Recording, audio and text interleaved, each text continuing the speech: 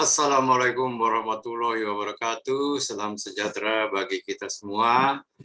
Om Swastiastu, Om Namo Buddhaya, salam kebajikan. Selamat malam saya ucapkan bagi para peminat peserta Easy Investing yang kita adakan khusus ya untuk anggota-anggota Functional Medicine Indonesia Group, baik itu tenaga-tenaga kesehatan maupun tenaga non-kesehatan.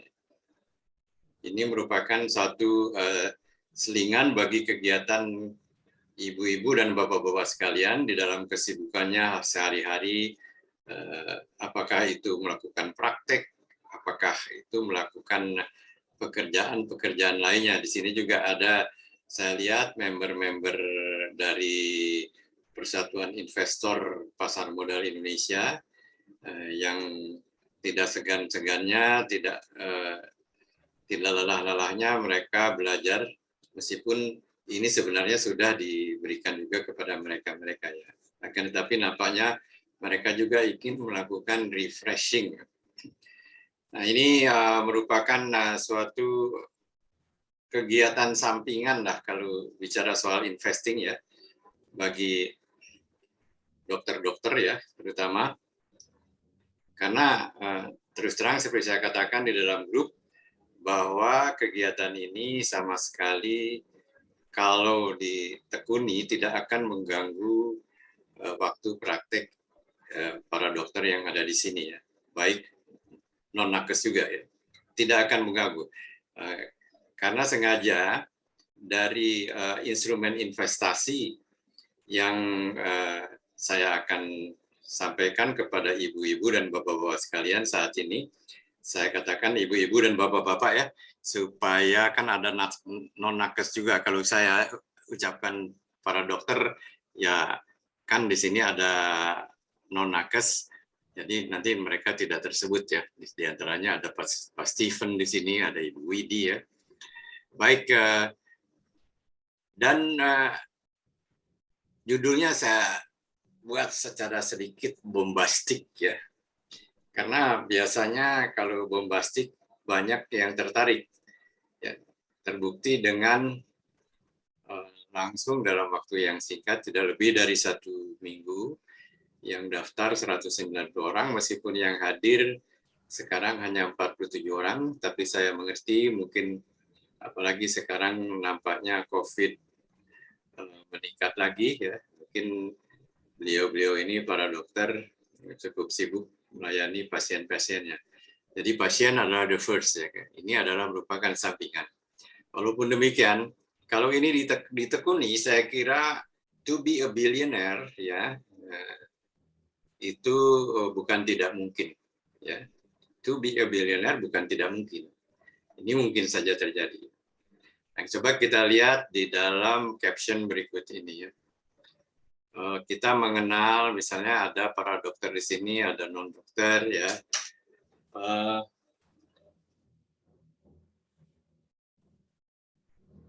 melakukan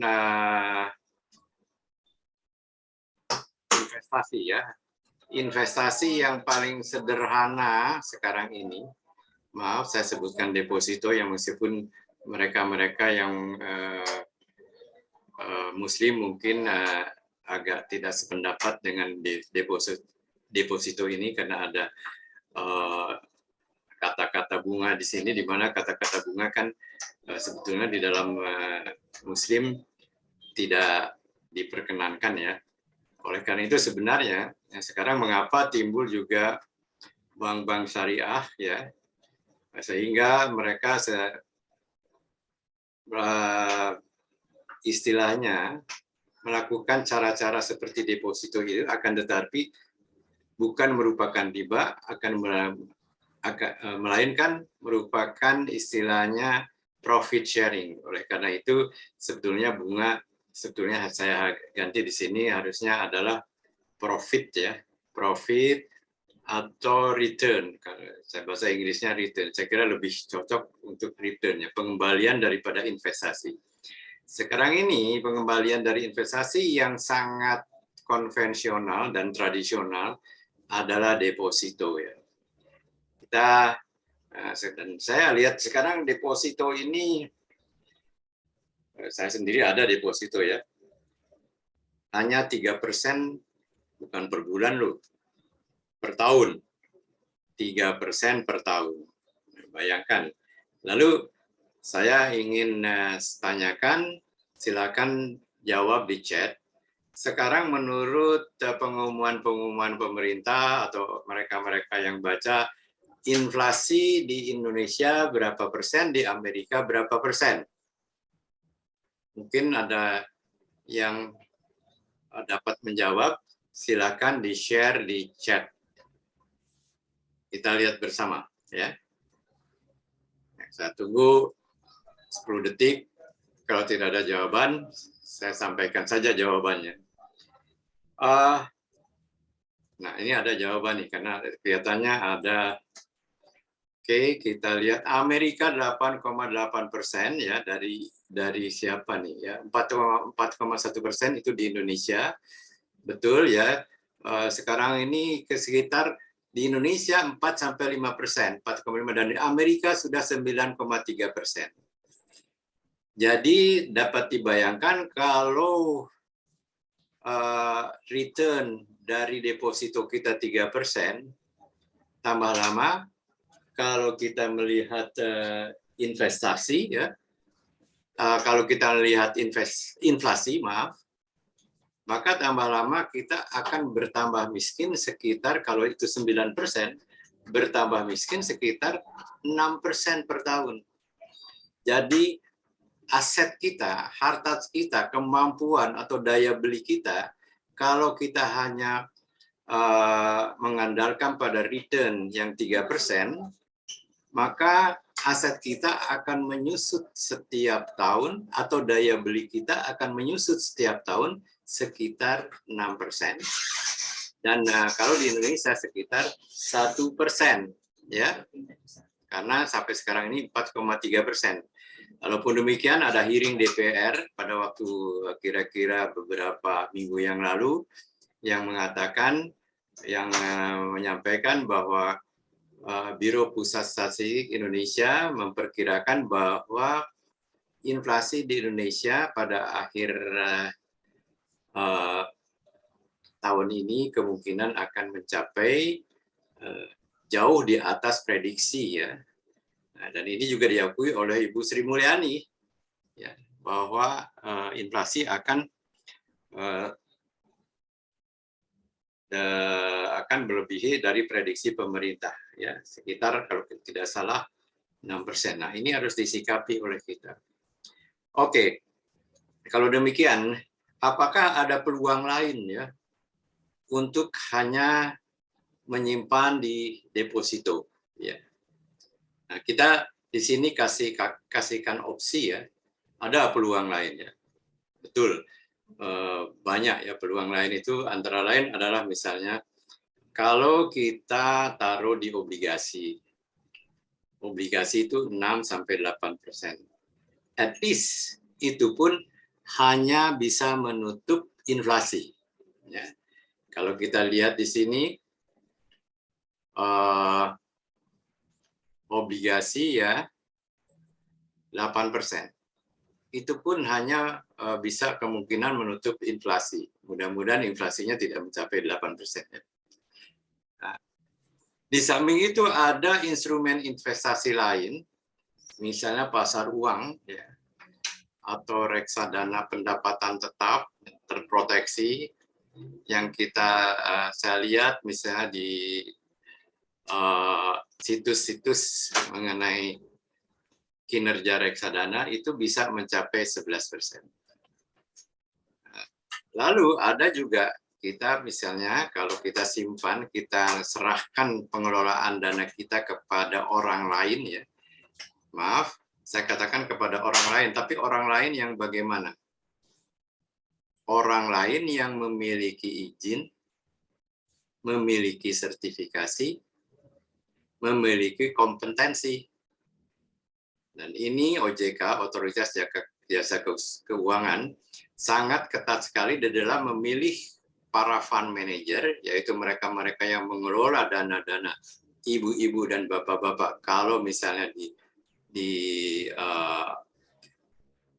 disimpan oleh ibu-ibu dan bapak-bapak ke mereka itu memiliki sertifikasi, memiliki kompetensi, perusahaannya memiliki izin berdasarkan undang-undang dan ketentuan-ketentuan otoritas jasa keuangan, ya, maupun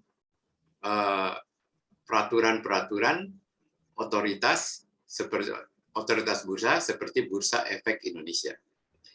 Di samping itu, jika kita istilahnya berikan pelatihan, pendidikan dan lain-lain, kita bisa mengelola sendiri, ya tentunya ini harus memiliki pengalaman. Dengan mengelola sendiri itu adalah bisa mencapai, misalnya kayak kita berpengalaman 3-4 tahun bisa 18%. Tetapi there is no quick step, ya. There is no way to be rich. Tidak ada jalan tepat, ya, untuk menjadi kaya. Kita harus mempersiapkan diri dengan belajar. Nah, ini yang ada juga yang sampai 24%. Siapa? Orang terkaya di dunia itu 24%. Ya. Pertumbuhannya setiap tahun dibandingkan dengan 3% di deposito. You can imagine. 24% against 3%. Nah, kita lihat hasilnya. Oke lah, dengan 3% di dalam 3 tahun, dalam 5 tahun, hasilnya akan menjadi 15 juta.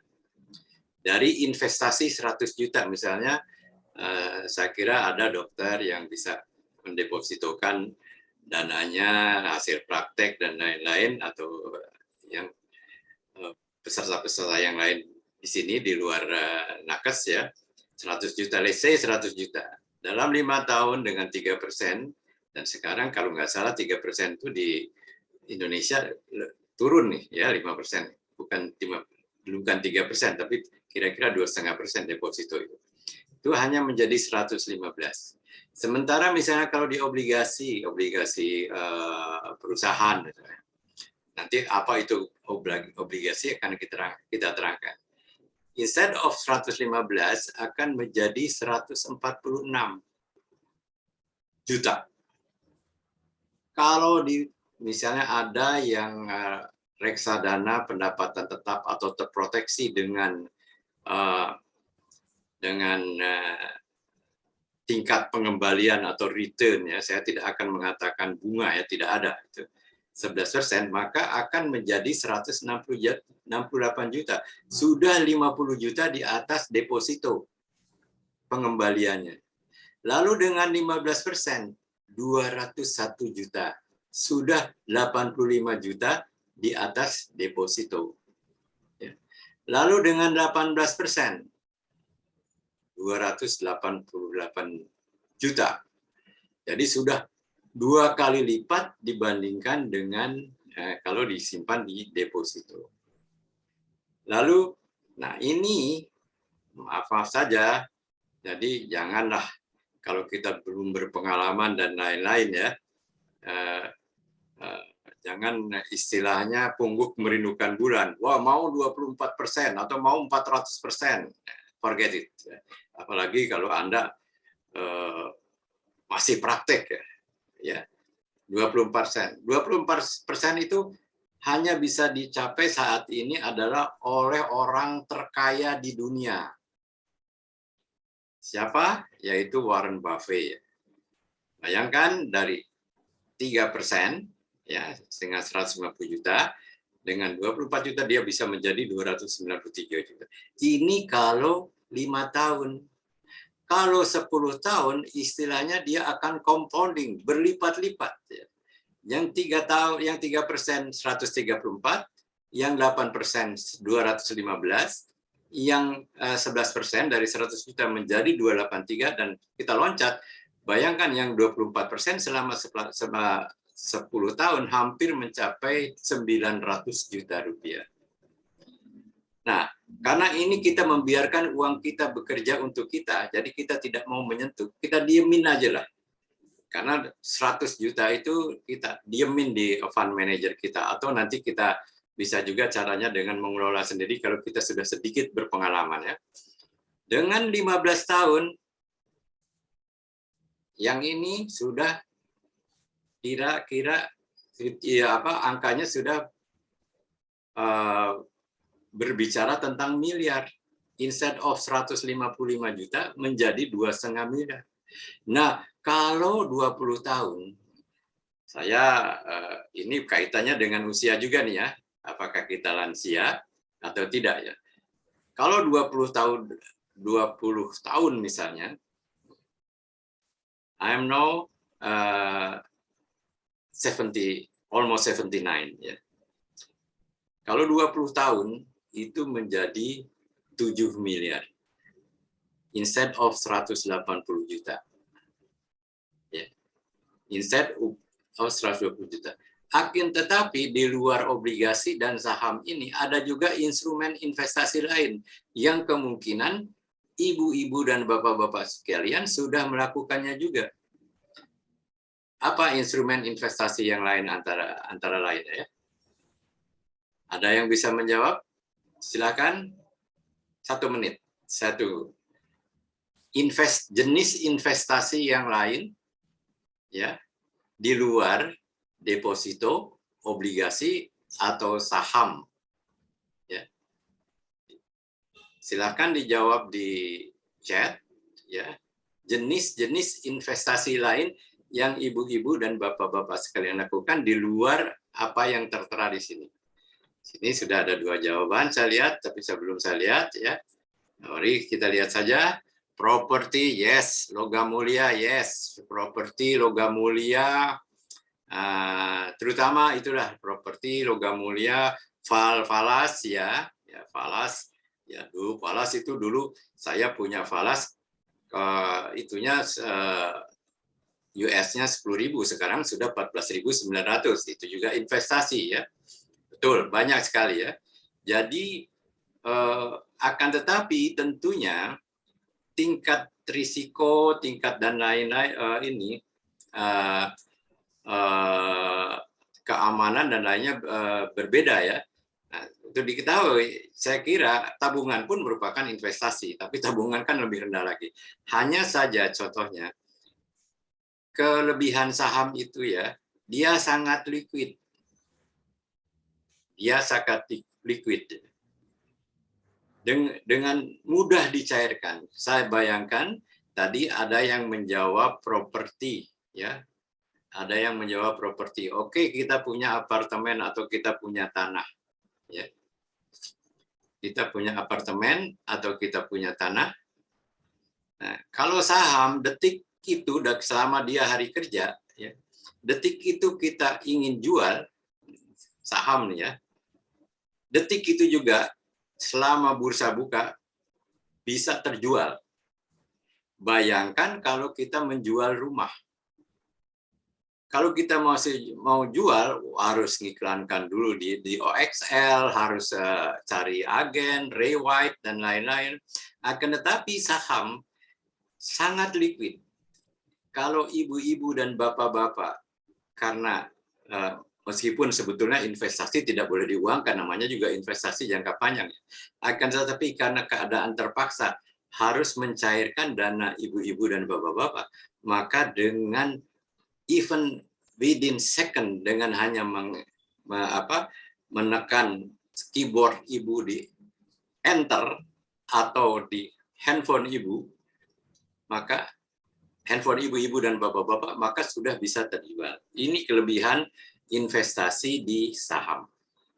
Oke, jadi ini bombastic sekali ya, bahwa is it possible dalam jangka panjang you will be the billionaire. If you are talking dalam jangka panjang, maka ini saya bicara 20 tahun. Jika Anda sekarang ini usianya sekitar 50 tahun, you still can, Anda masih bisa merasakan hasil investasi tersebut. Ya, Anda masih bisa merasakan hasil investasi tersebut, asal Anda sabar. Ya, ingat ini bukan simsalabim, akan tetapi ada knowledge-nya. Nah, saya akan oke. Investing principle. Katanya high risk, high return. Jadi kalau tadi ada yang 24% kan return-nya atau pengembaliannya itu tinggi sekali ya. Lihat nih ya, yang 25% tadi return-nya itu tinggi sekali. Jadi pengembaliannya itu tinggi sekali, high return. Tapi risikonya tinggi. Apakah benar? Saya bisa menyampaikan, banyak yang mengatakan ini sebetulnya adalah hanya merupakan mitos. Karena apa? Karena dengan pengetahuan ilmu yang kita pelajari dengan pengalaman, ya, dengan kesabaran, mitos high risk high return ini, jadi mitos high risk high return bisa dirubah menjadi low risk low return. Ya. Jadi mitos ini bisa dirubah menjadi low risk high return. Asal dengan apa? Asal dengan kesabaran, mempelajari ilmunya yang akan kita berikan di dalam 5 sesi, setiap minggu 1 sesi, jadi ini kira-kira 1 bulan lebih lah ya, kira-kira 5 minggu lah saya usahakan. Meskipun mungkin dalam minggu depan bisa saja kita rubah harinya karena saya juga kan mempunyai acara-acara yang lain ya. Nah, di samping itu,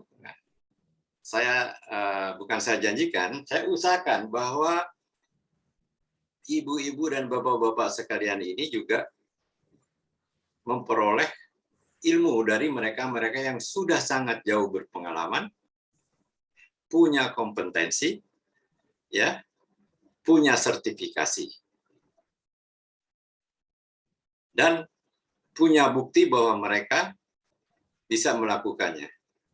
Saya telah undang mereka-mereka untuk mengisi part 2, part 3, part 4, dan part 5. Ya. Sekarang saya baru introduction saja, yaitu part 1.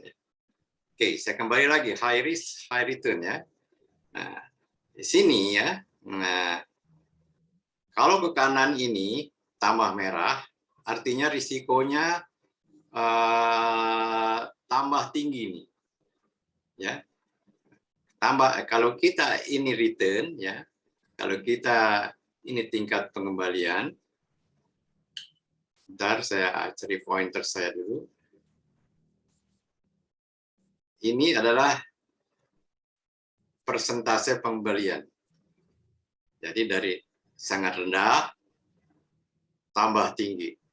Ya. Dia katakan bahwa jika keuntungannya ingin tinggi, maka risikonya juga tambah tinggi. Ini adalah mitos lama. Ya. Meskipun mitos ini kalau kita tidak memiliki pengetahuan memang berlaku. Jadi istilahnya tambah lama, ya, tambah tinggi tingkat keuntungannya, jadi sedikit tambah tinggi tingkat keuntungannya, maka juga tambah tinggi tingkat risikonya.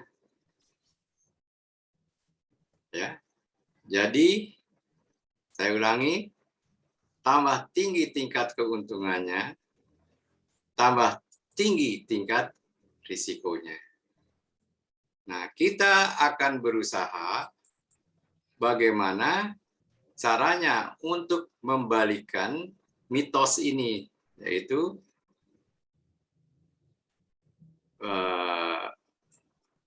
risikonya menjadi rendah, tetapi tingkat keuntungannya bertambah tinggi. Jadi maaf, ini saya balik aja ya, itunya apa garisnya. Jadi bagaimana caranya membuat risikonya ini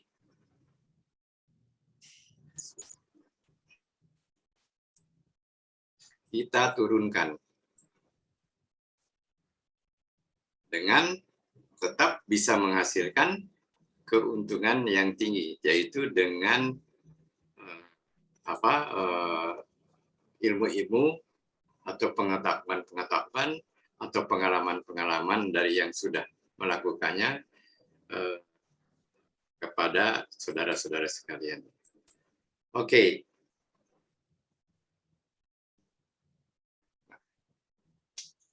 Persiapkan masa depan Anda dan keluarga Anda. Nah, kalau Anda ya, berapapun penghasilan Anda, apakah itu Anda seorang dokter, apakah seorang tenaga kesehatan lain, atau non-nakes, persiapkan masa depan Anda dengan selalu menyisihkan, ya, dan lalu istilahnya penghasilan Anda berapapun, ya, dipakai untuk investasi. Jadi kalau penghasilan kita let's say 100, ya.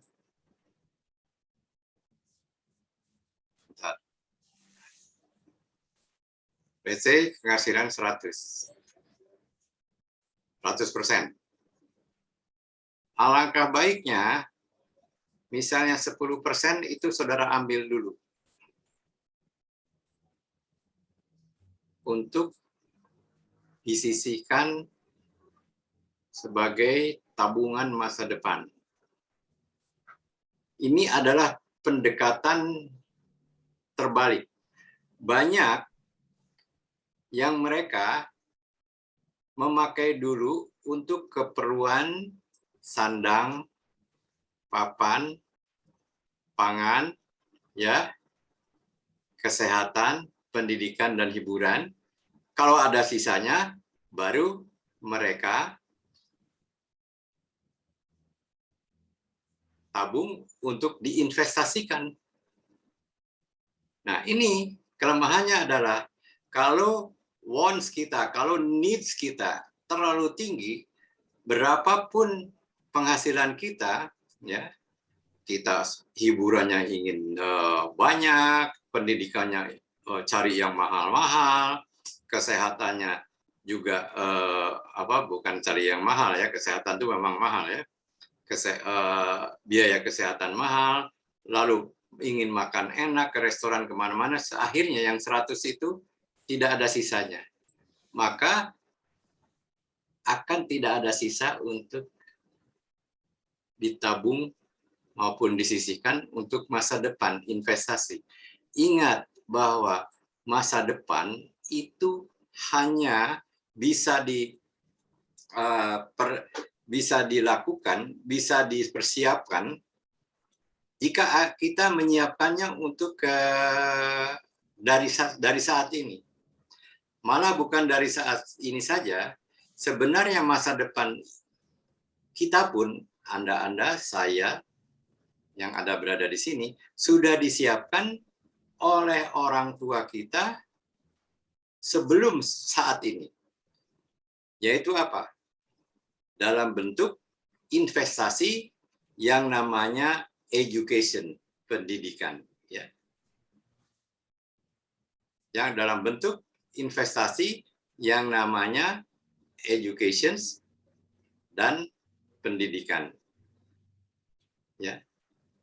Lebih dari itu, ada sebetulnya jenis investasi yang intangible lainnya ya. Untuk jika masa depan sekali Anda ingin bahagia. Apa itu? Jika masa dari 200 tahun dari sekarang, 500 tahun dari sekarang, Anda ingin menikmati hasil investasi Anda pada saat ini. Investasinya dalam bentuk apa? Apakah ada yang bisa menjawab? Jika Anda dalam 100 tahun mendatang, 500 tahun mendatang, ingin hidup bahagia ya, di masa depan. Ada yang jawab nih, investasinya? Amal, betul, Pak Ibu Jessica dan Dokter Jessica, ya, Dokter Jessica. Amal dan ibadah, ibadah dan amal, sedekah apa itu adalah investasi jangka panjang. Jadi investasi jangka panjang yang bisa saya sebutkan di sini, di samping apa yang kita akan pelajari sekarang ini, Anda juga jangan lupa ya, investasi yang sifatnya edukatif. Anda bisa jadi dokter, bisa jadi penghasilan karena karena investasi siapa? Investasi orang tua Anda. Lalu jangan lupa juga ya, dengan investasi dengan sebagai seorang dokter dan lain-lain, Anda berinvestasi, maka Anda juga berinvestasi dengan diri sendiri. Anda juga dengan mempelajari ilmu kedokteran dan lain-lain, Anda bisa karena tahu caranya bisa hidup lebih sehat. Ingat, adalah kesehatan merupakan kekayaan yang salah satu kekayaan yang paling utama dari kita. Jadi, ini juga merupakan investasi ya, kesehatan itu. Dengan Anda menjadi dokter, maka Anda hasil investasinya akan merasakan di dalam jangka panjang ya. Termasuk diantaranya misalnya longevity. Dan investasi Anda ini bukan istilahnya bisa dinikmati oleh Anda saja, akan tetapi dengan sendirinya oleh pasien-pasien Anda. Jadi, let's say again, in education, kesehatan, amal dan ibadah, that's an investment. Healthy lifestyle is an investment for longevity. Ya. Dalam badan yang sehat, terdapat jiwa yang sehat. Ya. Your mind, healthy mind. Dan healthy mind itu adalah istilahnya penting untuk melakukan investasi dan trading. Investasi without emotion bisa dilakukan hanya dengan Anda memiliki healthy mind. Ya. Ini penting sekali nih di dalam masa yang akan datang, bahwa Anda juga dalam berinvestasi harus sabar, harus apa ya. Kalau tidak sabar, forget it. Dalam investasi, the biggest enemy in investment, apakah itu investasi jangka panjang atau jangka pendek atau trading, the biggest investasi, the biggest enemy is yourself. Bagi seorang investor dan trader, musuh utama adalah bukan investor, bukan trader yang lain, tetapi dirinya sendiri. Kalau dirinya sendiri tidak bisa mengendalikan emosi, tidak sabar, tidak disiplin, maka dia akan tidak berhasil di dalam melakukan investasi. Nah, kembali sekarang kita persiapkan tabungan masa depan Anda dan keluarga Anda. Ya. Jadi pertama, sisihkan tabungan dan sisihkan atau tabung atau investasikan dulu berapapun dari pendapatan Anda masa depan. Pendapatan misalnya 10 juta, 1 juta taruh di deposito, 1 juta taruh di reksadana, atau 1 juta diberikan saham yang bagus. Itu sisihkan dulu ya, untuk masa depan.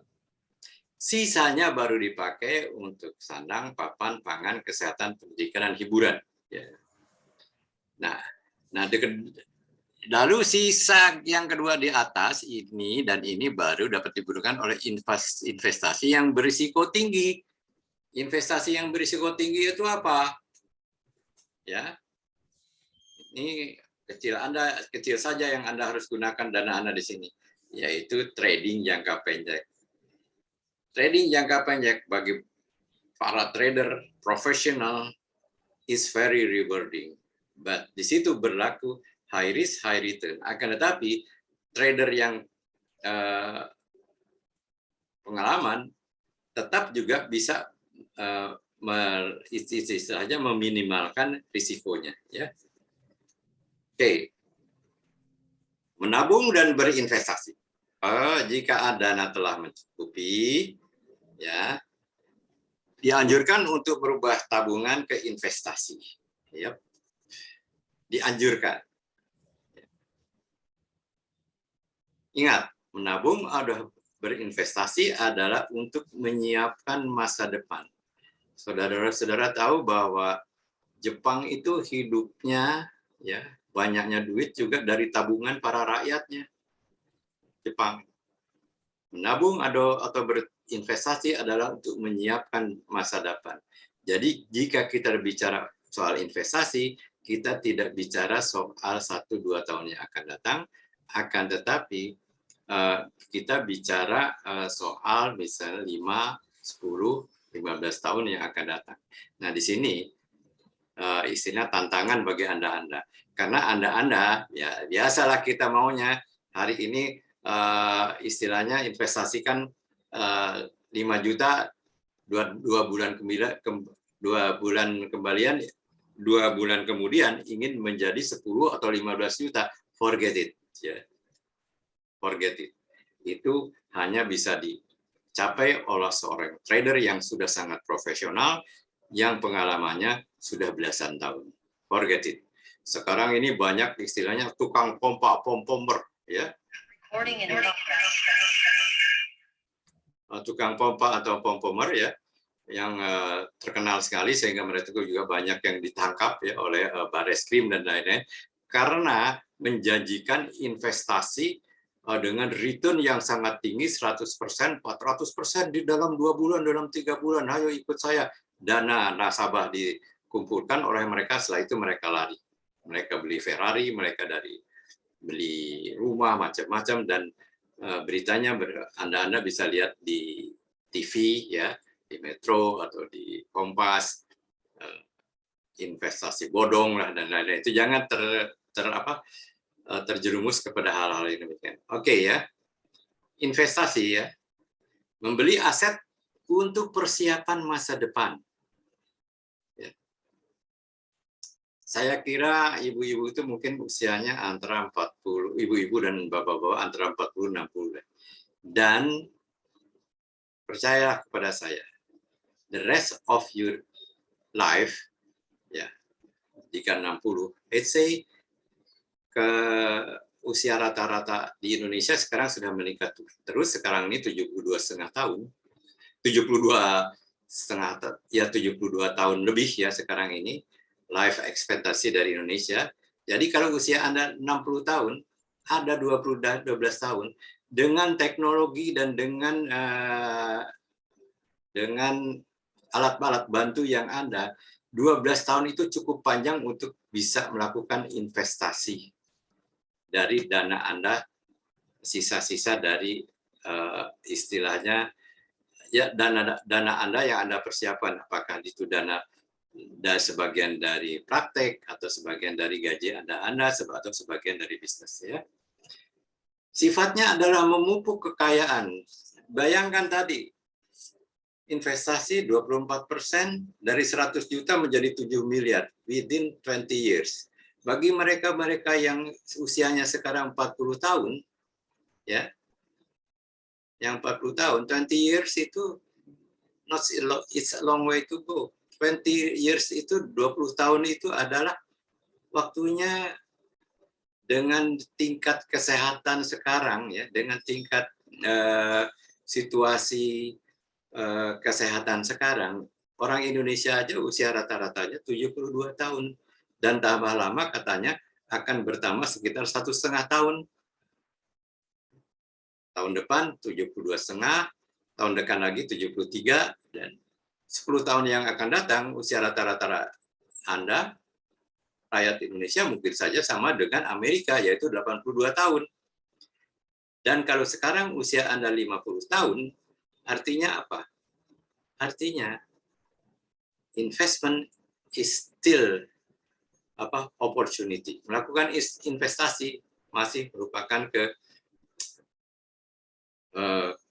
peluang yang besar, memupuk kekayaan dan untuk tujuan jangka panjang. Jadi ingat bahwa kita ingin juga hidup kita nanti tidak menyukarkan anak-anak cucu kita, ya, tidak menyukarkan anak cucu kita. Ini penting sekali. Jangan kita nantinya menggantungkan diri kepada anak-anak kita. Anak-anak kita, mereka punya tanggung jawab sendiri, yaitu anak-anaknya juga lah. Seperti kita sekarang menyekolahkan anak-anak. Jadi untuk tujuan jangka panjang salah satunya adalah bagaimana caranya tidak menyukarkan anak-anaknya atau anak cucunya. Ya. Oke. Apa saja contoh jangka panjang yang dapat dicapai dengan berinvestasi? Tadi salah satu yang paling utama tidak menyulitkan anak cucunya. Oke. Rate of return. Keuntungan. Total return on investment. Jadi keuntungan diterjemahkan dalam persentase terhadap jumlah investasi. Keuntungan adalah dibagi jumlah investasi adalah rate of return, rate of on investment, ya, total return on investment, bukan rate of return, total return of investment. Dan ini seperti dikatakan tadi, alangkah baiknya selalu lebih dari inflasi. Ingat ya, saya menyampaikan ini untuk memberikan kesempatan kepada Anda bahwa ada instrumen investasi yang Anda tidak harus memonitornya. Yang Anda monitor adalah berapa total return of investment-nya saja dengan melakukannya misalnya setiap 2 kali seminggu atau cukup tiap sebulan sekali. Ya, dengan melihat informasi-informasi yang dapat dipersiapkan baik itu di website atau dari pengelola dana Anda kalau dana Anda dititipkan kepada fund manager yang telah memiliki sertifikat, memiliki izin, dan memiliki kompetensi. Investasi biasanya harus lebih dari ROI tabungan, yang jelas lah itu. Jangankan ROI tabungan, investasi harus lebih tinggi juga dari ROI deposito. Tabungan mungkin 1,5%, sedangkan deposito 3% sekarang ini. Dan investasi adalah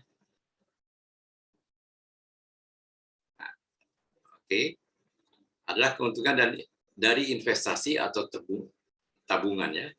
Return on investment adalah keuntungan dari investasi atau tabungan.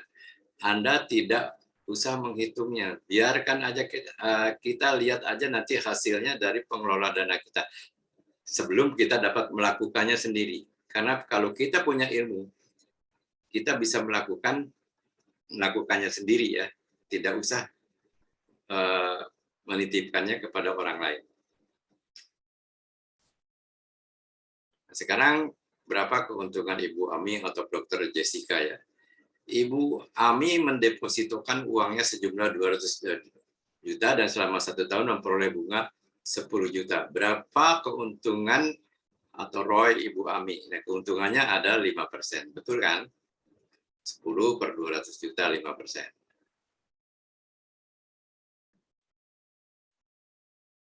Berapa keuntungan Papa Ijo? Papa Ijo menginvestasikan dananya sebesar 250 miliar ketika dia menguangkan, dia menerima 290 juta. Berapa keuntungan Papa Ijo?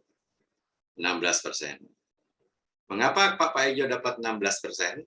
sedangkan Ibu Ami mendapatkan 5%, mungkin instrumen investasi yang dilaksanakan oleh Ibu Ami berbeda dengan yang dipakai oleh Bapak Ijo. Misalnya Ibu Ami ini hanya di deposito, ya dulu waktu saya bikin ini adalah depositonya bisa sampai 5%. Sedangkan misalnya Pak Ijo itu dia menyimpannya di instrumen investasi lain seperti reksadana dan lain-lain. Tapi ingat, investasi juga jangan menaruh uang jangan menaruh telur dalam satu keranjang ya. Investasi itu bukan deposito, bukan satu jenis saja instrumen investasi. Kita nanti akan kita pelajari apa yang dinamakan diversifikasi ya.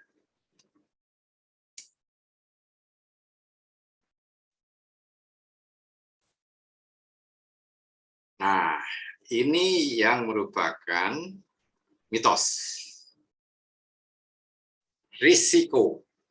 Risiko adalah risiko. Kalau potensi keuntungannya tinggi, ya. Kalau potensi keuntungannya tinggi, ya. Kalau potensi keuntungannya, maka risikonya adalah tinggi.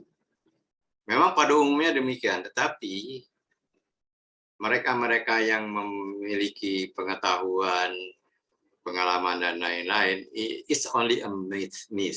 Ini hanya merupakan satu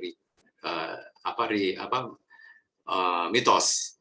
Nah, kita bisa bukan membalikan, kita bisa membuatnya potensi keuntungan tinggi, risikonya kita kendalikan sehingga minimal ya.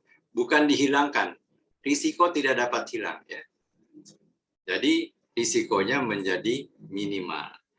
Apa yang disebut risiko adalah ketidakpastian yang disebabkan oleh sesuatu beberapa kejadian.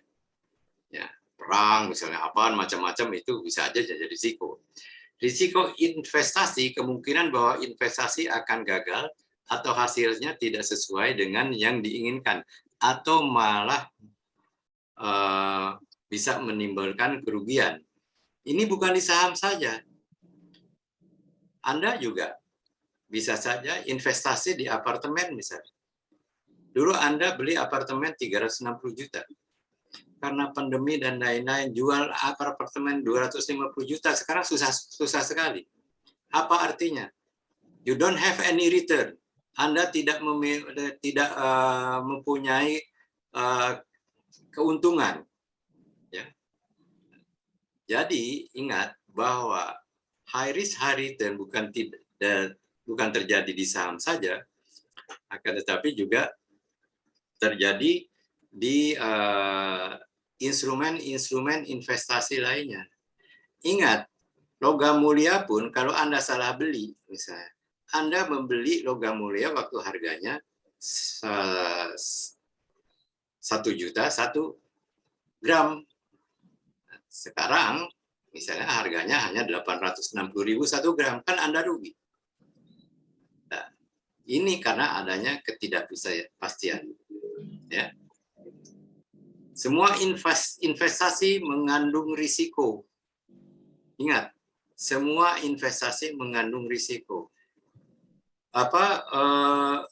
Naruh uang di bawah bantal pun risikonya ada. Mungkin aja dicuri. Ya. Deposito pun risikonya ada. Mungkin aja banknya bangkrut. Dan seterusnya dan terusnya. Ya, sejauh mana besar risikonya, setiap tingkat instrumen investasi itu berbeda. Nah, inflasi. Tadi kita sudah jawaban. Inflasi adalah kenaikan harga yang berakibatkan pada penurunan nilai uang. Kalau harganya naik 10%, gaji kita tetap tahun lalu 5 juta, sekarang 5 juta, harga naik 10%, inflasi naik 10%, ya daya beli kita berkurang. Ya. Ini inflasi. Ingat bahwa inflasi ini bisa menyebabkan resesi. Ya. Risiko investasi nilai masa depan di bawah nilai saat ini, bukan di bawah ini ya, tapi di bawah nilai saat ini. Usahakan hasil investasi di atas inflasi, usahakan. Oleh karena itu kalau kita kembali kepada sebentar.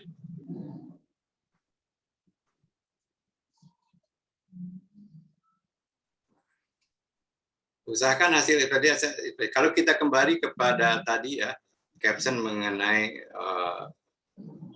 how can we become a billionaire dengan membandingkan satu tingkat pengembalian return dari setiap ada yang 8, 11 dan lain-lainnya, itu harus di atas tingkat inflasi. Kalau tingkat inflasi 6%, maka kita akan bertambah miskin jika hasil investasi kita di bawah 6%. Tingkat inflasi akhir tahun diperkirakan 6%. Sekarang sudah 4,3%. Jadi diperkirakan tambah lama kita akan tambah miskin. Nah, tipe-tipe investasi itu apa saja? Saham, obligasi. Obligasi adalah ini pinjaman ya. Pinjaman dari perusahaan kepada kita, di mana kita mendapatkan kupon atau istilahnya return dari obligasi yang kita investasikan ini. Lalu reksadana ya, atau funds. Reksadana itu ada dua reksadana. Reksadana ada indeks ya. Nanti salah satu-satunya satu demi satu akan diterangkan. Lalu tadi ada kan real estate, lalu investasi spekulasi. Ini yang sangat high risk, high return. Tetapi mereka berusaha mempelajari risikonya sehingga mereka pun yang masuk di dalam kategori investasi spekulasi ini bisa menurunkan atau meminimalkan risikonya. Kita mengenal dengan namanya extreme game. Salah satu extreme game adalah terjun bebas dari pesawat dengan parasutnya dibuka kira-kira 300 meter dari tanah. Dia 10.000 meter diterjunkan atau 6.000 meter diterjunkan dari pesawat. Dia terbang bebas tanpa payungnya dibuka, itu namanya ekstrim sekali ya. Dan akhirnya kira-kira 300 meter dari tanah, baru payungnya dibuka. Mereka sangat menikmati sekali. Akan tetapi ingat bahwa mereka betul-betul mempelajari risikonya. Ya. Jadi safety requirement-nya mereka sudah pelajari. Nah, demikian juga untuk investasi yang berspekulasi. Ini investasi spekulasi ini istilahnya risikonya cukup tinggi, akan tetapi mereka mempelajari risikonya. Bagaimana meminimalkan risiko tersebut. Oke, apa itu saham? Saham adalah bentuk kepemilikan. Ya. Apakah dia seorang investor biasanya atau pemegang saham? Kedua, bentuk kepemilikan. Investor atau pemegang saham adalah pemilik saham. Nah, kalau ibu atau bapak-bapak ingin memiliki bank, tidak mungkinlah seorang dokter bikin bank. Kecuali mungkin kekayaannya sudah luar biasa.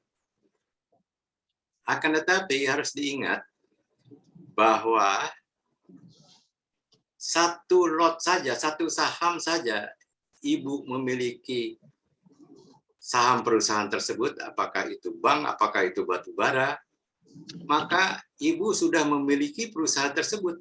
Ibu atau bapak sudah menjadi salah satu pemilik dari perusahaan tersebut. Nah, ini membanggakan sekali. Maaf.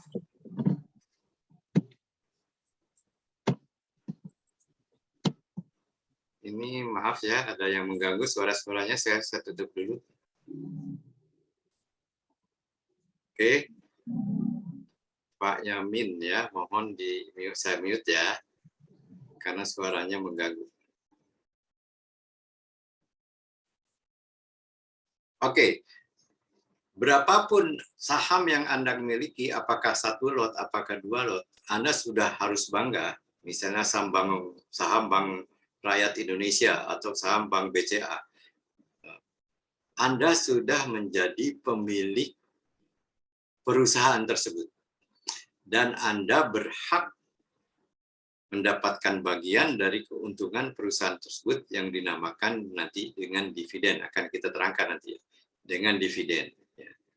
Jadi pembagian keuntungan. Nah, pembagian keuntungan ini akan saudara peroleh jika Anda memiliki terus. Jadi harus selama jangka panjang harus jadi pemilik terus. Jangan keluar, jangan dijual. Kalau sudah jual, Anda sudah tidak mempunyai hak lagi. Ya. Dan investor biasanya memiliki hanya sebagian kecil. Ya. Karena pemegang saham yang besar biasanya atau pemilik hanya menjual sebagian dari sahamnya kepada investor. Apakah investor retail seperti kita, apakah investor besar ya atau big money investor. Melalui kegiatan jual beli saham ya, melalui kegiatan jual beli saham. Jadi saya kembali bahwa dengan memiliki 1 atau 2 lot saham saja, maka ibu dan bapak-bapak bisa menjadi pemilik perusahaan tersebut. Jadi ibu dan harus bangga. Nah, saya sekarang bangga. Saya memiliki perusahaan ya, nikel.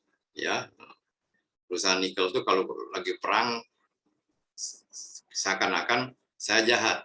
Inginnya Ukraine dengan Rusia perang terus. Ya, apa? Karena dengan Ukraine dan Rusia perang terus, ya nikel tuh harganya naik karena diperlukan untuk persenjataan. Nah, jadi harga saham saya naik terus ya. Jadi saya punya perusahaan Vale karena saya memiliki beberapa saham dari nikel. Saya punya juga saham bank, misalnya Bank BNI. Saya juga punya saham batu bara misalnya. Jadi saya nih ingat ya, dalam saat ini saya memiliki maaf saja ya, memiliki 8 perusahaan, meskipun hanya 1 lot, tetapi pemilik loh. Dan saya berhak juga mengikuti rapat umum pemegang saham. Ya. Bayangkan kalau ibu-ibu dokter yang sudah uangnya ratusan juta atau puluhan juta, wah, belikan saham-saham ini jadi salah satu pemilik penting juga kalau kita bersatu ya. Oke, keuntungan. Keuntungan dari saham adalah pertama dividen. Ya. Bagian keuntungan yang dibagikan. Misalnya PT Batubara mendapatkan keuntungan sekian triliun, maka ibu-ibu dan bapak-bapak mendapatkan dividen, yaitu pembagian keuntungan. Nah, bayangkan batubara itu kemarin keuntungannya tuh besar sekali. Ada kalau nggak salah dividennya tuh sekitar paling tinggi 16% berapa? Ya, mungkin Ibu Widi sama Pak Steven tahu yang ada di sini. Ingat. Lalu apresiasi, tapi bisa juga diterima, bisa juga tidak keuntungan dividen ini. Mengapa tidak bisa diterima? Bisa saja si perusahaan itu mengatakan kepada kita sebagai pemilik saham, yang mengatakan, oh maaf, tahun ini kita tidak membagikan dividen karena kita akan membeli peralatan baru untuk memajukan atau untuk meningkatkan kemampuan perusahaan kita. Ya. Bisa saja itu demikian. Saham itu tidak dibagikan, akan tetapi ini akan dikembalikan di dalam bahwa aset perusahaan itu bertambah besar karena saham kita tidak dibagikan, tapi diinvestasikan di dalam bentuk peralatan-peralatan produksinya, sehingga aset perusahaan tersebut juga bertambah besar. Kalau kita memiliki saham, maka nilai bukunya pun akan meningkat dan itu menjadi milik kita. Lalu keuntungan kedua adalah apresiasi harga. Nah, ini bisa ratusan persen nih. Bisa ratusan persen. Malah satu hari bisa naik 3-4%. Malah ada yang kalau sahamnya saham yang tidak karuan itu bisa ada 24%. Tapi itu bisa dilakukan hanya mereka-mereka yang berani di dalam tadi instrumen investasi yang spekulatif ya. Nah, ini salah satu contoh. Hari ini misalnya harga Inco, harga sahamnya naik 6%. Deposito berapa? Ada yang bisa jawab sekarang ini? Mungkin ada yang menyimpan dananya di deposito. Deposito berapa persen per tahun? Tidak ada yang bisa jawab ya. Deposito itu kira-kira 3% lah per tahunnya. Sekarang ini tidak ada yang jawab. Nah, sekarang hari ini harga Inco naik 6%, saham Inco. Deposito 3% per tahun. Ini harga saham naik 6% satu hari. Dan ini bisa dipelajari. Akan tetapi ingat bahwa kinerja hari ini belum tentu berlaku kinerja yang hari-hari yang akan datang maupun minggu-minggu yang akan datang. Karena adanya motivasi antara penjual dan pembeli, motivasi pasar, maka harga saat ini yang 6% bisa saja turun pada waktu-waktu tertentu. Akan tetapi bagi investor yang jangka panjang, ini bisa dikendalikan dengan memonitor tren atau kecenderungan pasar secara jangka panjang. Oke. Jika dijual di harga pasar yang lebih tinggi dari harga beli, ya, itu untung, ya. Itu untung. Jika dijual di harga pasar yang lebih rendah dari harga beli, maka rugi. Ya. Misalnya kita membeli saham Bank BRI seharga Rp4.000, nah, karena naik 20%, misalnya selama 6 bulan ini ya, kita kena investor ya, harus jangka panjang.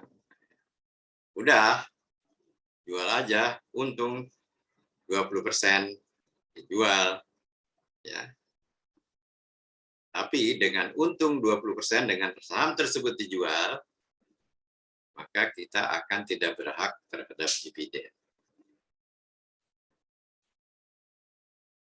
Obligasi, definisi dari obligasi. Bentuk pinjaman yang diberikan kepada perusahaan atau pemerintah oleh kita.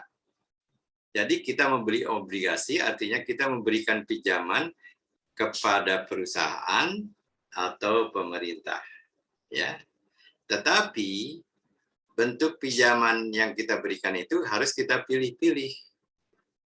Kepada siapa kita berikan? Kita harus cek, ya, terutama kepada ahlinya, kepada advisor kita, obligasi-obligasi mana saja yang relatif lebih aman dari obligasi lainnya. Biasanya perusahaan-perusahaan yang bagus, kalau kita beri pinjaman, ya, karena misalnya pinjaman ini adalah untuk mengembangkan usaha perusahaan tersebut. Jangan sekali-kali kita melihat perusahaan ini rugi, ya, lalu mengeluarkan obligasi, mengeluarkan bentuk pinjaman. Jadi mereka pinjam dari kita beli obligasi untuk bayar utang, jangan.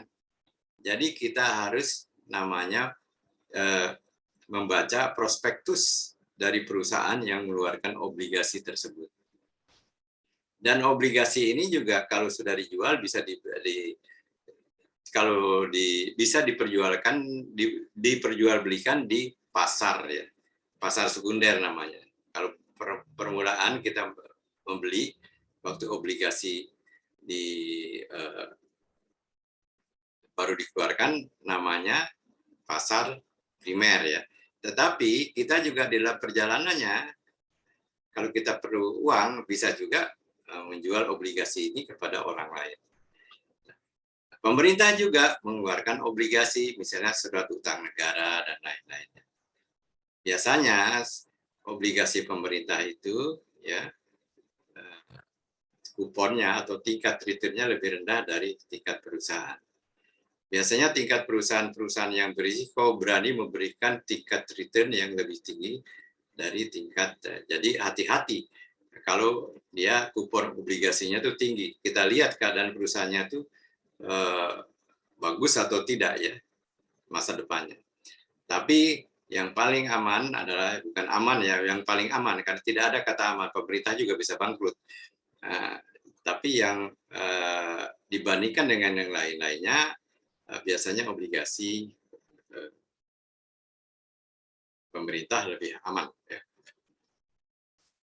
Jadi saya coba menghindarkan kata-kata bunga lagi ya. Ini adalah tingkat keuntungan tahunan yang diberikan kepada investor keuntungannya. Lalu setelah jatuh tempo investor menerima kembali modalnya. Obligasi itu ada jatuh temponya, ada tenornya. Ada maturity-nya, bukan tenor. Obligasi memberikan yang lebih rendah, akan tetapi keuntungannya lebih rendah. Ya, jadi istilahnya low risk, low return. Ya. Reksadana. Apa yang dinamakan reksadana? Dana yang dikumpulkan daripada investor yang dikelola oleh sebuah perusahaan dan diinvestasikan diinvestasikan di beberapa saham, ya, dan obligasi. Jadi mereka tuh mengumpulkan dana dari kita ya, menawarkan kepada kita mau dilola dana Anda oleh kita atau tidak, ya. Nah, ini salah satu cara untuk kita berinvestasi jika kita belum memiliki kemampuan untuk melakukannya sendiri. Ya. Jadi dengan memanfaatkan jasa dari pengelola dana atau fund manager. Akan tetapi harus diperhatikan track record dari perusahaan tersebut. Izinnya dari OJK, izinnya apakah sesuai dengan undang-undang, apakah fund manajernya, para fund manajernya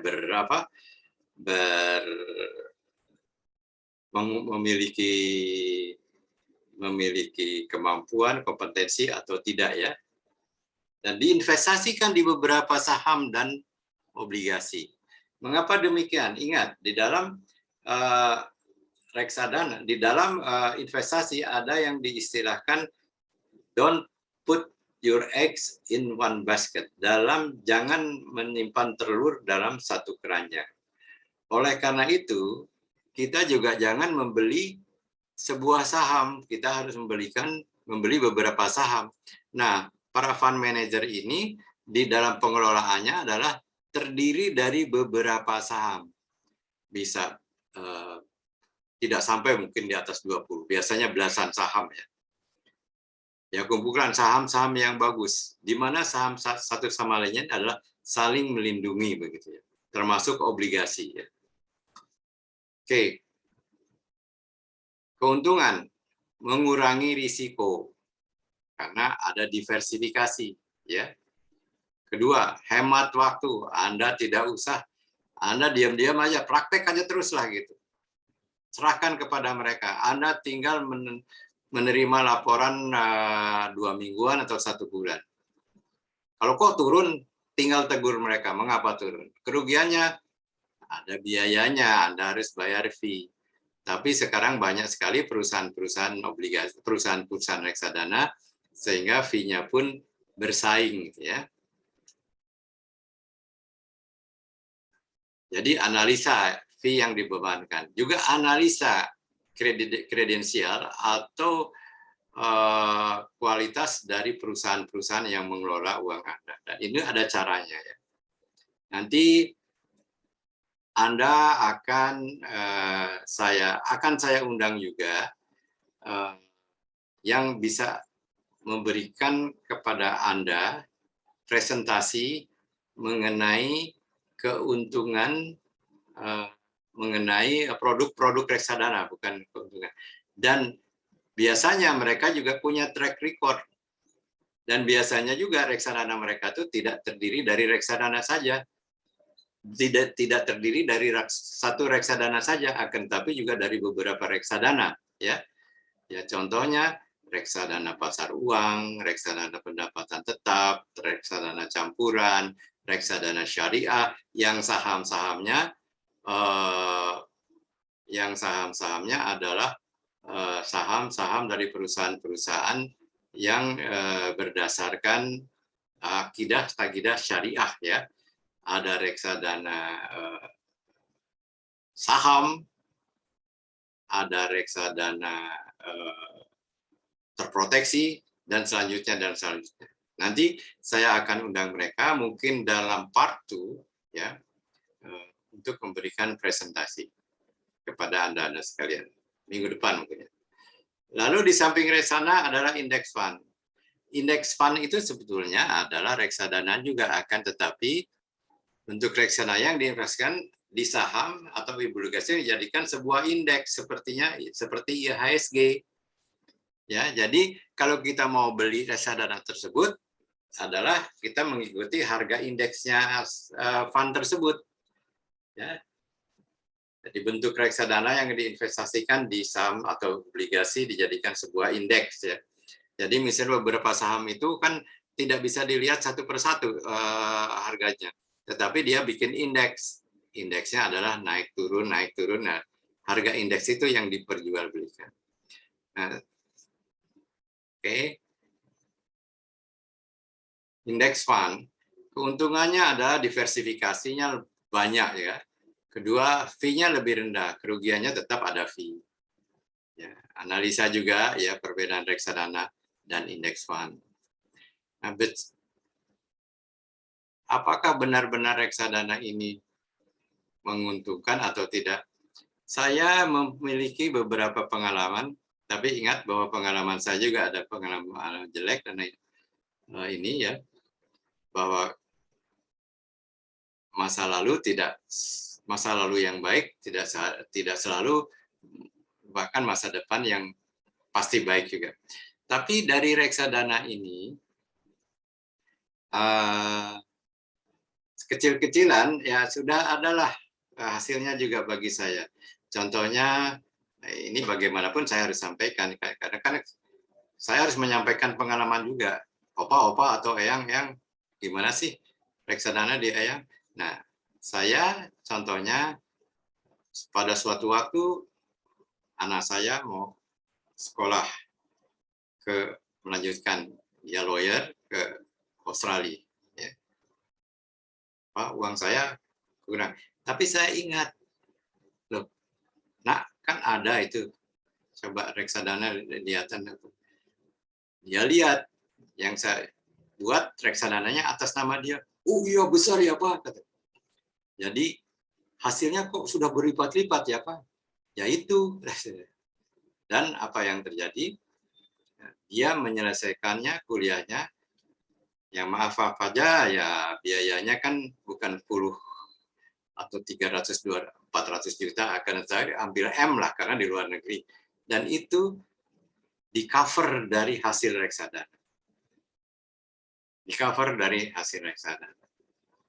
Contohnya lagi, dulu cucu saya, ya, kalau ulang tahun saya kasih emas 1 gram, 2 gram. Tapi yang terakhir saya kasih reksadana, ya. Yang naiknya ya sudah 2 kali lipat lah gitu, ya. Sampai sekarang masih ada. Itu harganya naik turun sesuai dengan keadaan pasar, ya. Real estate, rumah, tanah, atau perkantoran rumah pribadi biasanya tidak dianggap sebagai investasi, ya. Untuk jangka panjang, high risk, akan tetapi juga high return. Saya juga memiliki pengalaman. Lalu bagaimana dengan kos-kosan? Kos-kosannya itu adalah istilahnya itu tambahan, ya, biaya tambahan atau kontrak-kontrak, ya. Dalam jangka panjang, tanah dan rumah kan biasanya naik terus, ya. Tapi ingat, ya, rumah itu ada depresiasinya. Kalau tanah tidak ada depresiasinya, ya. Nah, sekarang ini pengalaman saya lagi. Pengalaman saya lagi bahwa real estate adalah merupakan salah satu instrumen investasi. Mungkin ibu-ibu dan bapak-bapak yang sudah banyak melakukannya juga bisa menyampaikan pengalamannya kepada teman-temannya di sini. Nah, bagaimanapun saya sebagai pengajar kan harus saya juga punya contoh. Contoh paling mudah adalah kalau itu terjadi pada diri sendiri. Pada suatu waktu kira-kira 30 tahun yang lalu, staf saya di Batam itu menyampaikan pada saya, Pak, Bapak berkenan nggak ada cicilan rumah gitu kan?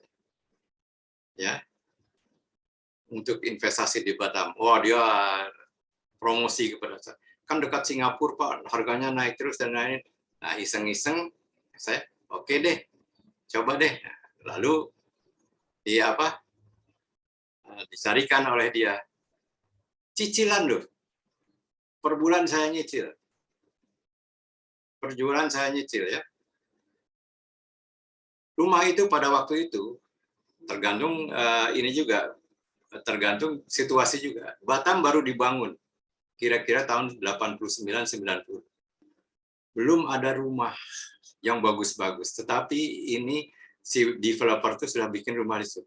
Langsung rumah tersebut dikontrak oleh salah satu bank. Can you imagine bahwa biaya cicilan saya dalam 3 tahun terbayar oleh kontrak rumah tersebut dalam 3 tahun. Karena rumahnya meningkat terus.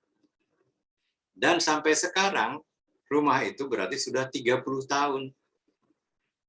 Kan pasti harganya terapresiasi, ya enggak?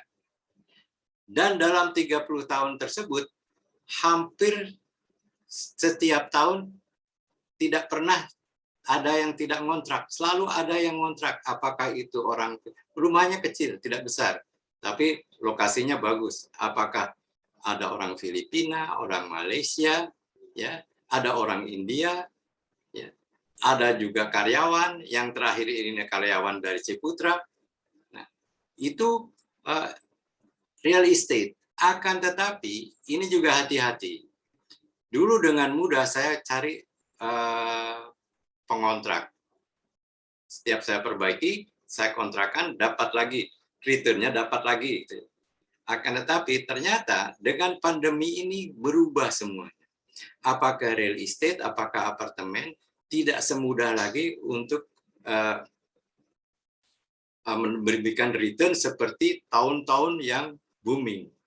Walaupun demikian, jangka panjang ini tetap merupakan suatu investasi yang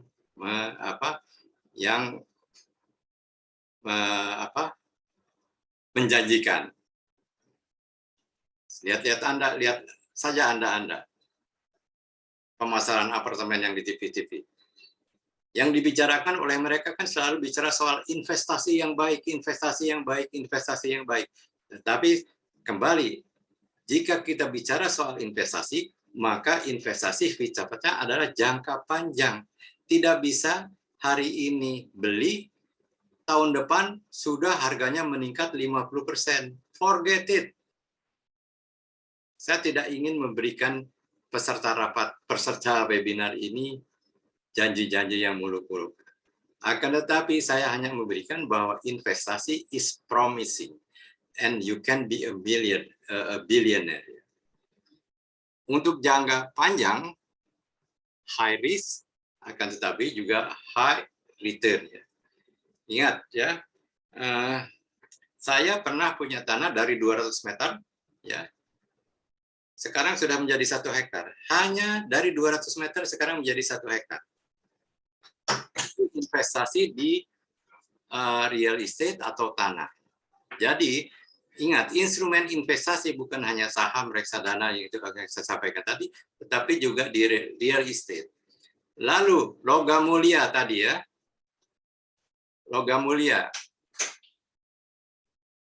tahun 80 harga emas itu ada 75.000, ada 60.000, sekarang kan hampir 1 juta per gram.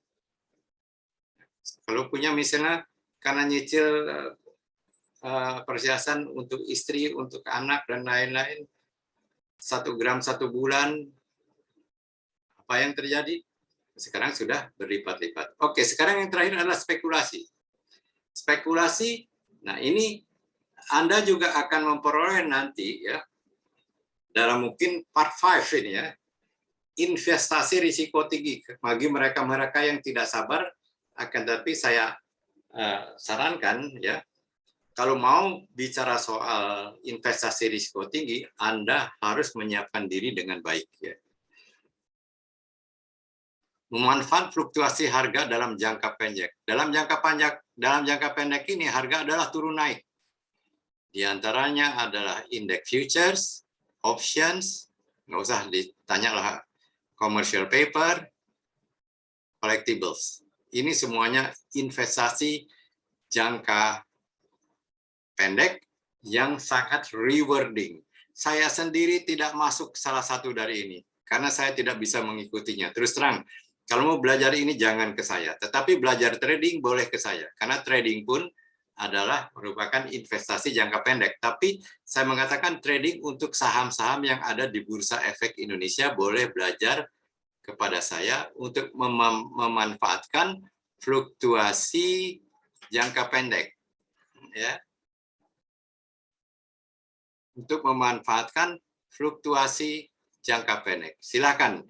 Akan tetapi akan saya sampaikan akan kita berikan, mungkin yang menyampaikan orang lain ya, pada part 5 ya. Karena saya sedang mengumpulkan teman-teman saya yang sudah pengalaman dan guru yang terkenal.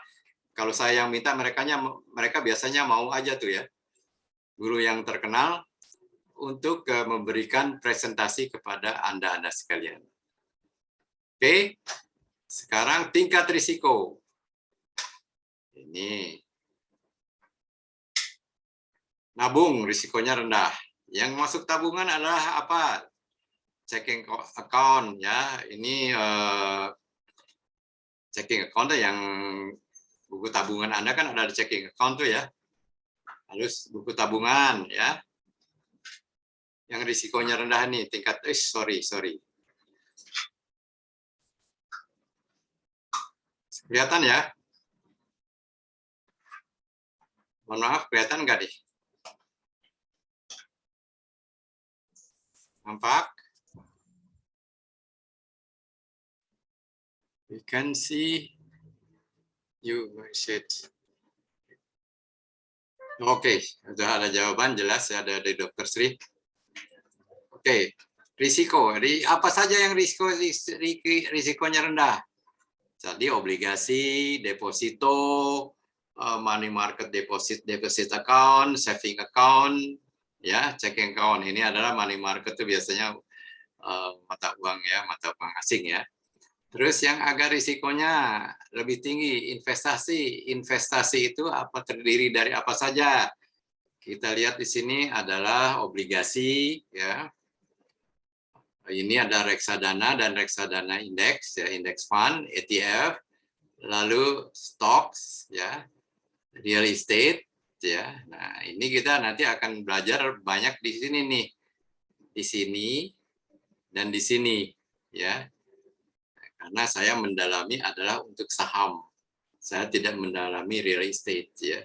Meskipun saya juga memiliki instrumen investasi dalam real estate yang notabene harganya yang terapresiasi sudah cukup tinggi karena saya membelinya tahun 80-an. Jadi sekarang sudah 40 tahun. Malah ada yang return-nya pada waktu itu karena ekonomi Indonesia booming 24% per tahun. Harganya dari 15.000 dijual ke orang Arab 1,5 juta per meter persegi. Ya. Lalu spekulatif. Ini saya tidak anjurkan kepada peserta-peserta presentasi ini. Ingat, di stocks juga ada high risk ya, yaitu trading. Nah, bagi yang mereka yang agak lebih mudah ya, di sini ada pesertanya, di dalamnya Pak Steven, Bu Widi sudah ikut kursus-kursus trading saya, dan kursus-kursus trading saya ini bagi yang iseng-iseng mau melihat YouTube channel saya, sudah saya upload juga sebagian di YouTube channel saya. Namanya YouTube channel saya adalah Investcare ya. Invest, C-E-R. C-nya itu adalah cara, E-nya itu Eyang, R-nya Ratman. Investasi saya, cara Eyang Ratman. Ya, nah ini ya. Jadi tingkat risiko. Jadi apa yang kita akan bahas adalah di daerah sini ya. Yang kita akan bahas adalah di daerah sini.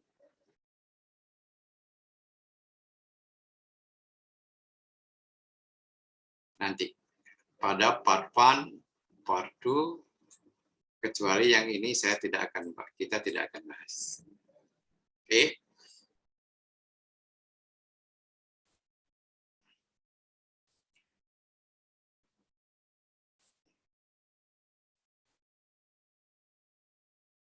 Jadi setiap tipe investasi memiliki tingkat risiko yang tinggi. Nah, tadi saya menyampaikan suatu kuesioner ya kemarin, risk tolerance Anda bagaimana? Setiap orang seperti dokter, istilahnya personalized medicine, tidak semua orang penyakitnya sama, obatnya sama. Demikian juga mengenai risk tolerance.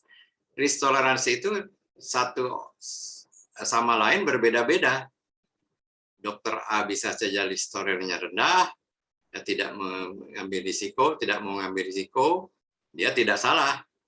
Dokter B, wah saya ingin risiko yang lebih tinggi karena high risk, high return, boleh-boleh saja. Akan tetapi saya sampaikan bahwa tidak berarti bahwa jika risk tolerance Anda tinggi, keuntungannya jauh lebih tinggi daripada mereka yang risk tolerance-nya lebih rendah. Tergantung kepada pribadi Anda masing-masing. Bagi yang memiliki risk tolerance rendah, tapi dia sabar, disiplin, ya, mau belajar apa semuanya, bisa saja return-nya atau hasilnya jauh lebih tinggi dari mereka-mereka yang mengatakan dirinya high risk tolerance. Akan tetapi dia tidak bisa mengendalikan emosi, tidak bisa menahan kesabarannya, dan tidak disiplin. Jadi kembali bahwa bicara tingkat risiko, masing-masing orang risk toleransinya berbeda-beda. Akan tetapi tidak berarti bahwa mereka-mereka yang memiliki risk toleransi yang tinggi, hasilnya lebih tinggi dari risk toleransinya rendah. Hanya saja bagi mereka yang memiliki risk toleransi yang tinggi, plus atau ditambah dengan mereka mempelajari, mereka mengendalikan diri, mereka memiliki disiplin, yang dinamanya high risk, high return, bisa mereka capai, sehingga keuntungannya bisa jauh lebih tinggi dari mereka-mereka yang risk avoider, ya, yang selalu menghindarkan risiko. Nah, ini tadi sudah saya jelaskan, ya. Nah, di sini pelaku pasar siapa aja? Momentum trader, growth investor, value investor. Ini yang memiliki risk tolerance. Ini risikonya adalah tinggi. Maaf, saya salah pencet.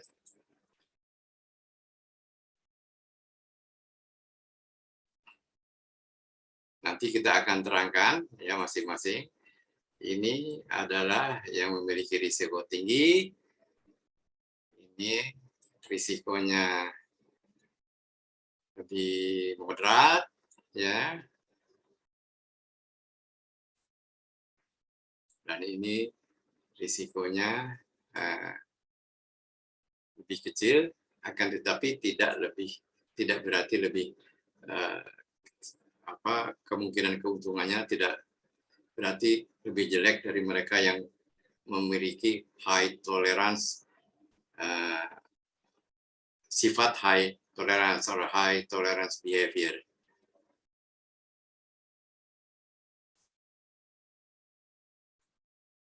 Oke.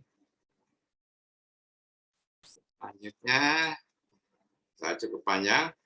Filosofi investasi. Setiap orang memiliki tingkat toleransi terhadap suatu risiko. Ingat bahwa tingkat toleransi yang tinggi tidak berarti hasilnya lebih tinggi daripada tingkat toleransi yang rendah, selama dia tidak melengkapinya dengan persyaratan-persyaratan lain.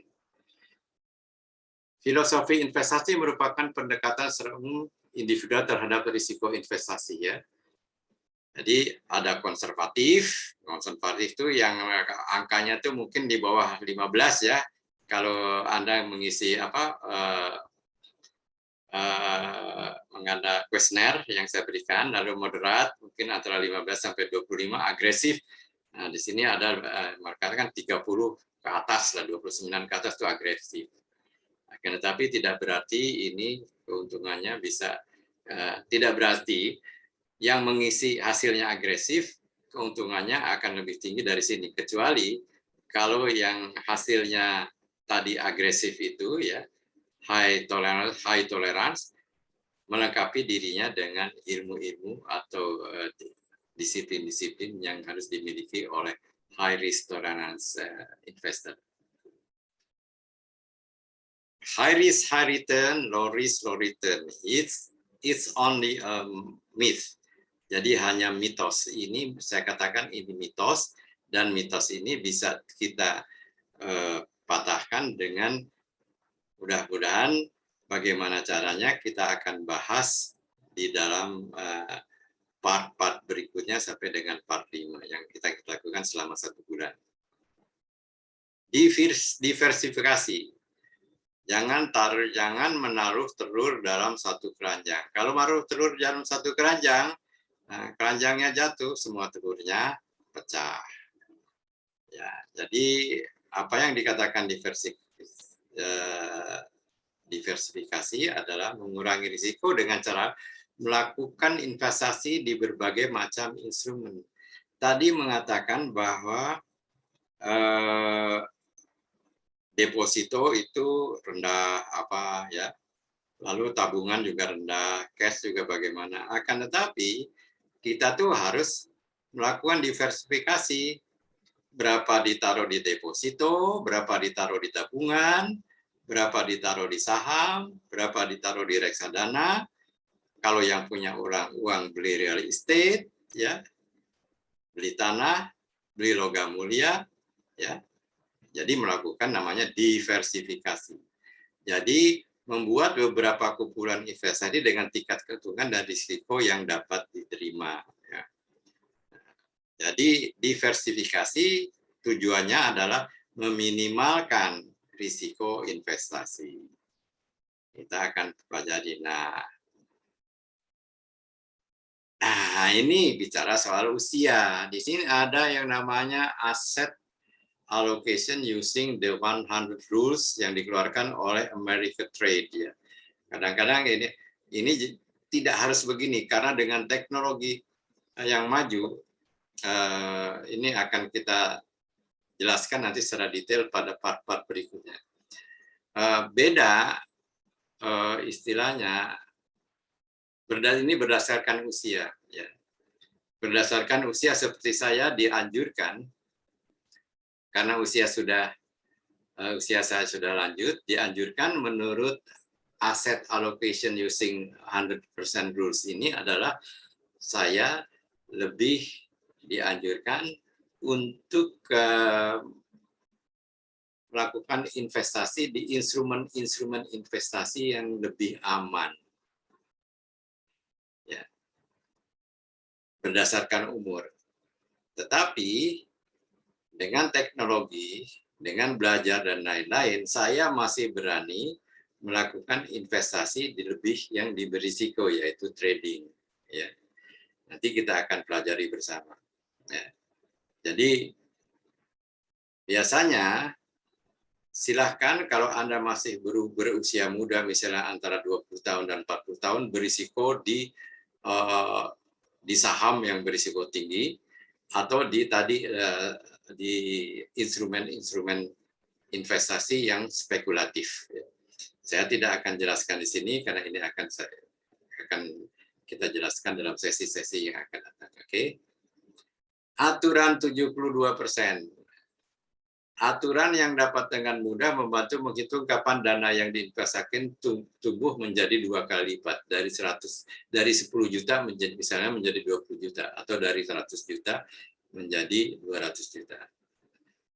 72 dibagi tingkat keuntungan, maaf, ini masih tingkat bunga. Kalau yang bagi yang STEAM ini tingkat bunga kita namanya harus kita hindarkan lah, tingkat keuntungan. Sama dengan jumlah tahun yang diperlukan agar, bukan agara nih, dana dapat menjadi 2 kali lipat.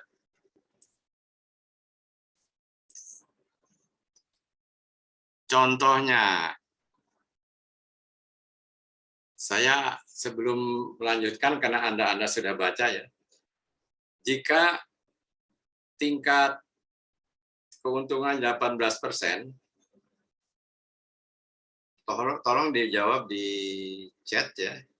Jika tingkat keuntungan 18% per tahun, berapa tahun dana Anda akan menjadi 2 kali lipat?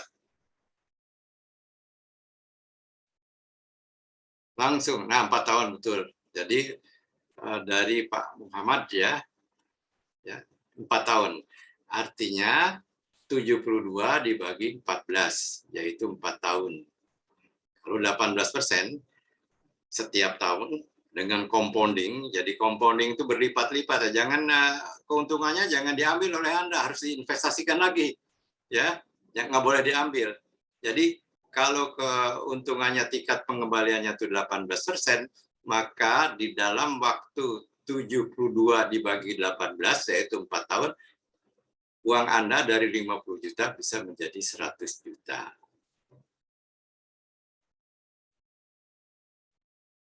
Berapa tahun investasi kita akan menjadi 2 kali lipat dengan angka keuntungan tertentu. Suku bunga harus belum saya ganti ini.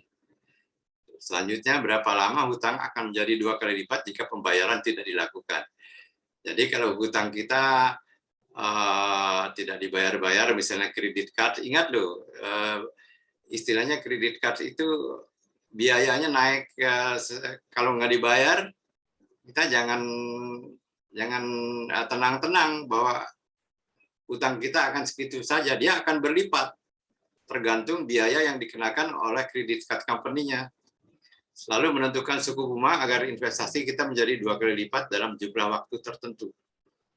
Berapa lama uang atau utang menjadi 2 kali lipat dalam jangka waktu tertentu.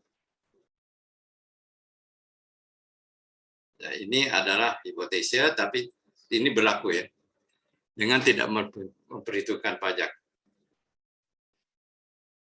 Mas Payo mendepositokan uangnya 100 juta dengan tingkat keuntungan 6,5% per tahun. Dulu masih 6,5% waktu ini saya presentasi ini saya berikan juga sudah ke Indonesia. Saya ke seluruh Indonesia. Saya ngajar di Batam, ngajar di Palembang, ngajar di Medan pakai ini nih. Nah, jadi mengapa dengan mudah saya mengatakan siapa yang mau belajar? Karena saya bahannya sudah ada.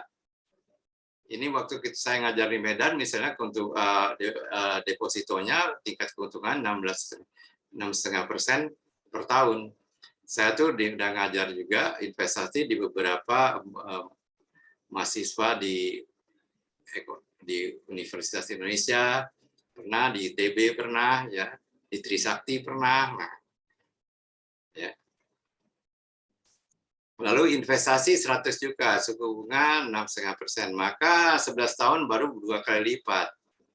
72 tahun dibagi 6,5, kira-kira 11 tahun baru menjadi 2 kali lipat. Itu hutang kartu kredit Mbak Inem. Mbak Inem punya hutang 20 juta di kartu kreditnya. Berapa tahun hutangnya akan menjadi 2 kali lipat jika si Mbak tidak melakukan pembayarannya? Hutang kartu kreditnya 20 juta. Kartu kreditnya interest rate-nya 18%. Jadi hati-hati untuk Mbak Inem bahwa kalau tidak dibayar itu kredit card dalam waktu 4 tahun kredit card utang Anda akan menjadi 40 juta. Ini hati-hati. Kredit card itu harus dibayar. Kalau tidak dibayar, wah bahaya itu. Meskipun hanya, wah hutang saya hanya 10 juta kok kepada si banknya, kredit cardnya. Nggak dibayar-bayar 20 tahun. Coba dihitung 20 tahun dengan kredit card memberikan interest rate 18%. Menjadi ratusan juta itu. Hati-hati. Hati-hati dengan kredit card Anda.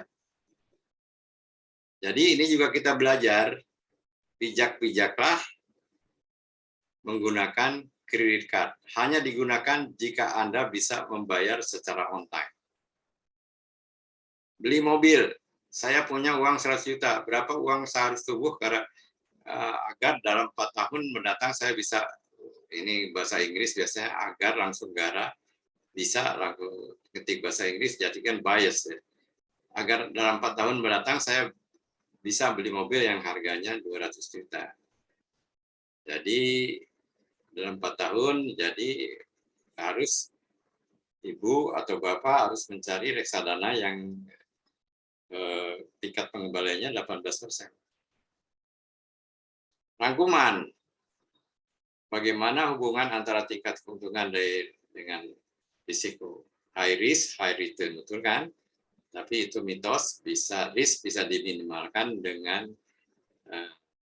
belajar bagaimana caranya mengurangi risiko investasi. Ini membuat high risk, high return menjadi low risk, high return.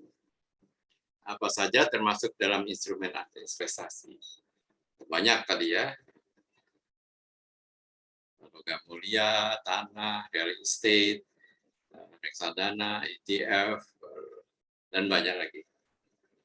Apa aturan 72 baru kita bahas ya. Oke, saya kira cukup sekian presentasi saya. Kita akan lakukan tanya jawab meskipun ini sudah kira-kira 1 jam saya presentasi ya karena cukup panjang. Recordingnya saya stop dulu.